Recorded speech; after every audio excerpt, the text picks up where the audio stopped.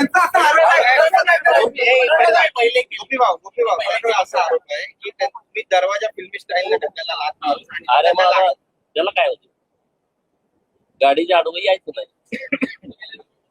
गाडीच्या आडवं आल्यानंतर काय होतं. भविष्यातही असा संघर्ष आणखी वाढेल लोकांमध्ये. 2 दिवसापूर्वी देखील तुम्ही अर्बन नक्षल किंवा गाजा समर्थक म्हणून त्यांचा उल्लेख केला होता असं त्यांचं मत. अरे नक्षलच्या बद्दलचं जे बिल आलंय त्याच्यावर तुम्ही भूमिका मांडत आहात. त्यामुळे त्यांना काही टेन्शन घ्यायची गरज नाही. तो नक्षलवादी आहे का? त्यामुळं काही चिंता करू नका, त्याला विचारा काय काय. तुम्ही दोघेही सभागृहामध्ये सदस्य आहात.